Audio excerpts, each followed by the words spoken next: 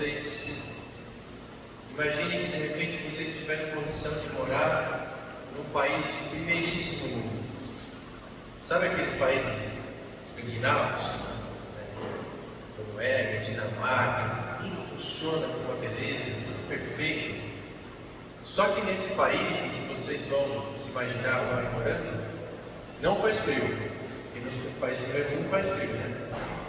Aliás, a temperatura é aquela que você nem percebe, que é tão gostosa o tempo todo, que você nem percebe a temperatura.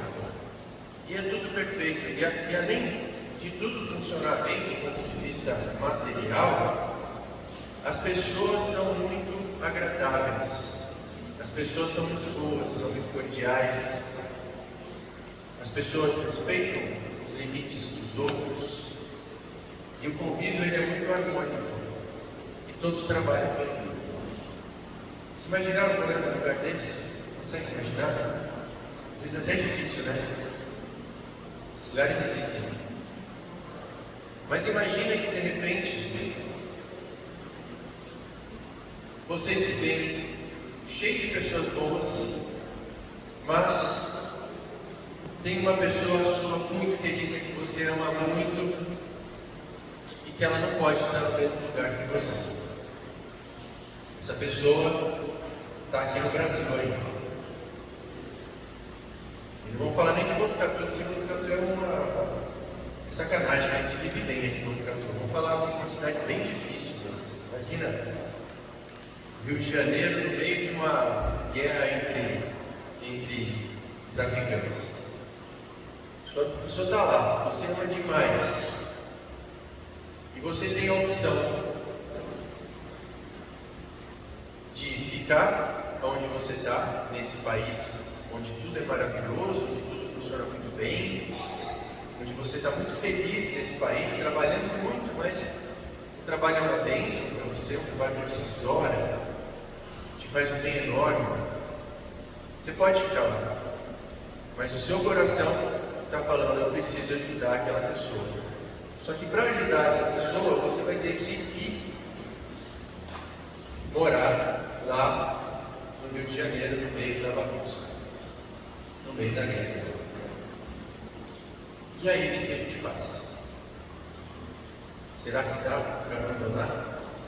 Só que tem um porém a mais, né? Além disso tudo.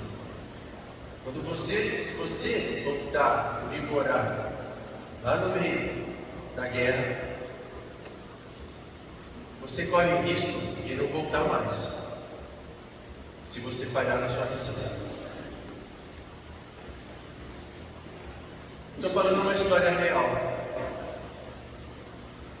só que com lugares diferentes. Aliás, mais de uma história, porque na literatura espírita existem pelo menos 2 casos bem descritos de situações como essa. Uma delas é um livro chamado Renúncia. Alguém já leu Renúncia?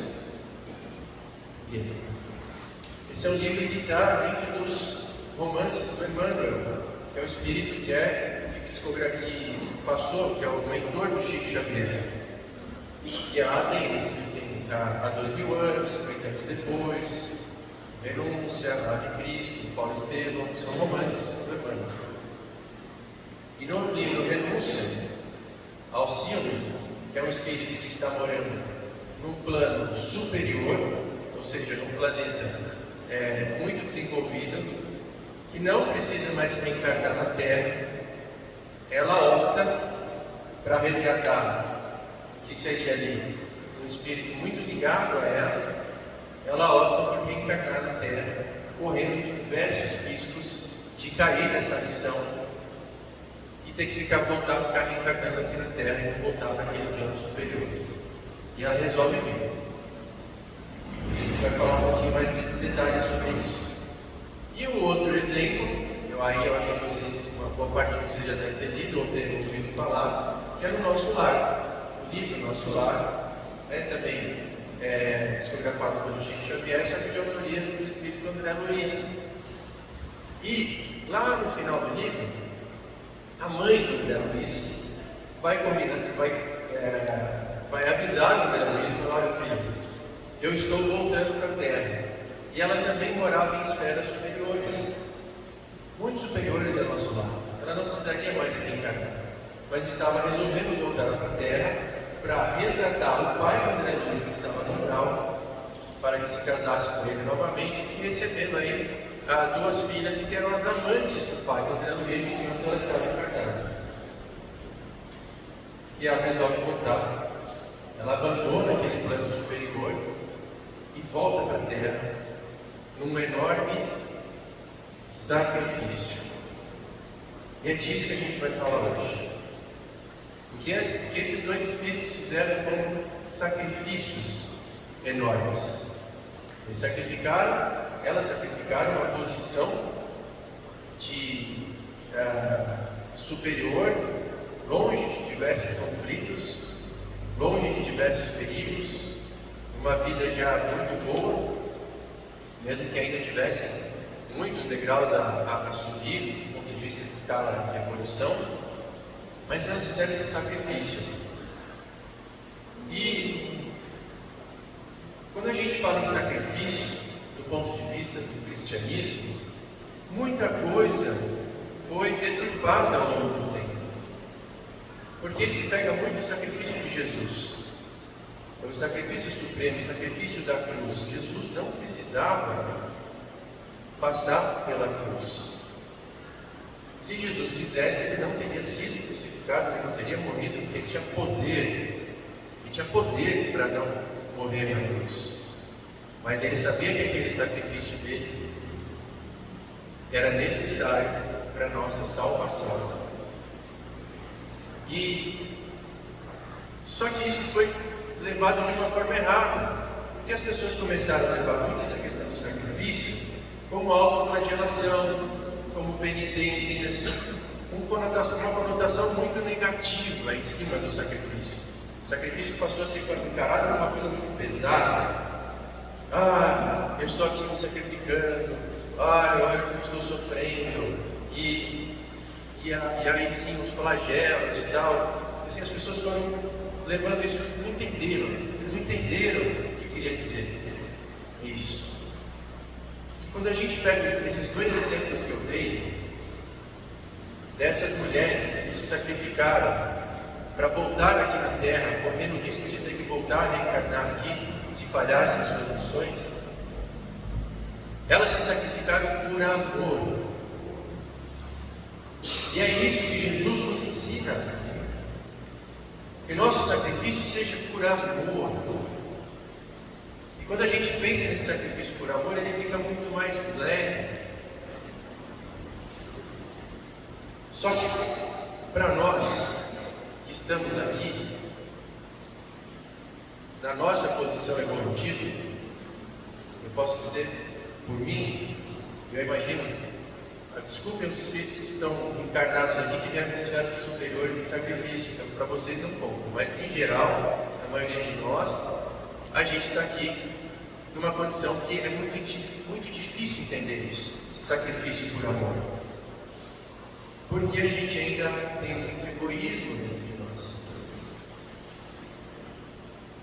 Mas, como sempre, Kardec, os espíritos que os influíram e passaram a doutrina para ele, nos deixa as coisas mais fáceis de entender. Porque ele liga essa questão do sacrifício por amor a algumas leis divinas. Mas a principal lei qual que é? A lei da caridade. No livro dos Espíritos a gente encontra junto com duas outras leis, que é a lei da justiça, do amor e da caridade. Elas estão juntas. E aí quando a gente se transporta para o Evangelho segundo o Espiritismo, a gente vai lembrar daquele capítulo 15, que fora da caridade não há salvação. Porque na verdade quando a gente fala desse sacrifício por amor, a gente está falando de caridade, que é outra coisa que também é bastante entendida de uma forma bastante errada, não é verdade? O pessoal, quando a gente fala em caridade, o que vem na cabeça logo de cara? Eu dar uma esmola, eu doar aqui para a cesta básica, eu vir aqui no centro para com a distribuição da cesta básica, a gente já pensa nessas questões de caridade. Mas caridade é muito maior que isso. Isso é só uma pontinha do que é a caridade de verdade. Caridade é muito mais. E a caridade está totalmente ligada a essa questão do sacrifício que a gente falou. Que a gente pratica a caridade quando a gente abandona o nosso egoísmo e o nosso orgulho. A gente pratica a caridade quando a gente pensa no outro antes de pensar em nós mesmos. E cada vez que a gente pensa no outro antes de pensar em nós mesmos, nós estamos sacrificando alguma coisa que poderia ser cômoda para nós. Vou dar um exemplo.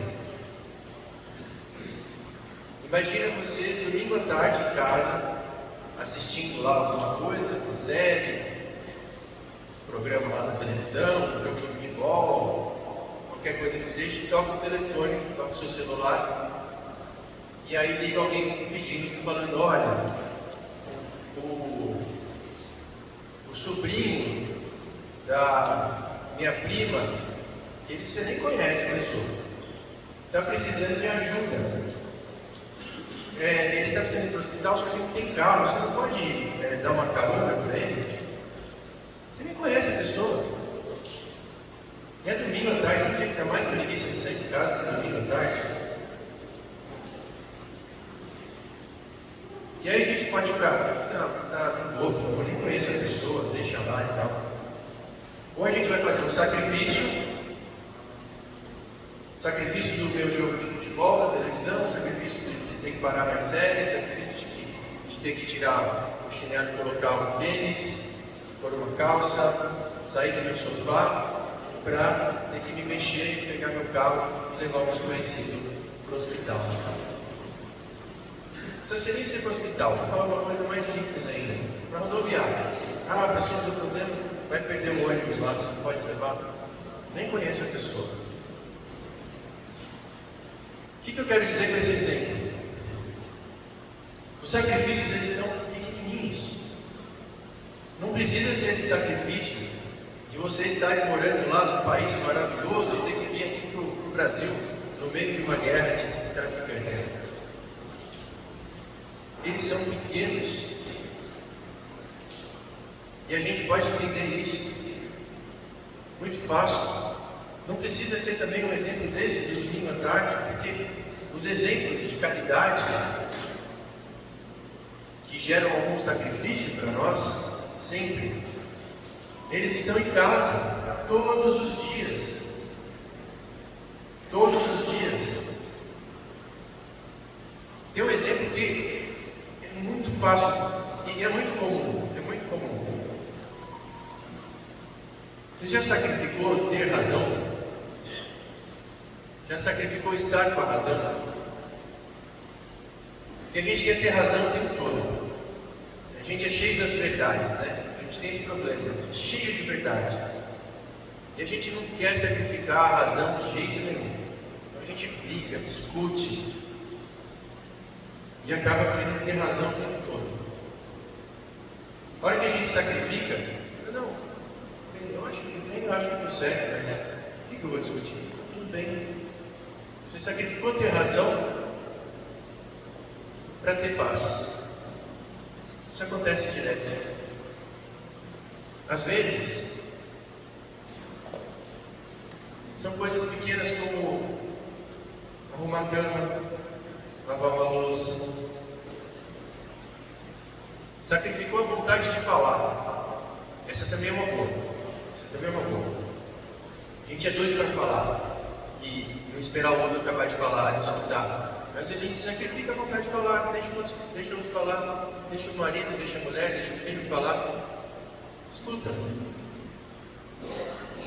É um sacrifício, que é nosso egoísmo, nosso senso de razão, nosso orgulho, nossa vaidade. Tem que falar. Às vezes é só isso. Vou escutar. É duro, parece que é fácil, mas não é. Difícil pra caramba. Então, na nossa condição evolutiva, a gente precisa ter essa noção. E Paulo de Tarso, São Paulo, ele no livro do Evangelho segundo o Espiritismo, no final, ele manda uma mensagem, né, no 15, que ele fala assim, para a gente ficar atento às oportunidades de caridade. Ou a gente pode, quando eu estou falando de caridade, a gente está entendendo sacrifício aqui, né? Então ele fala para a gente ficar atento às nossas oportunidades, porque elas estão ali o tempo todo. E observar em nós mesmos quais são as nossas oportunidades de fazer esse tipo de caridade. Que é esse tipo de sacrifício do nosso orgulho, da nossa vaidade, da nossa falta de humildade, do nosso egoísmo.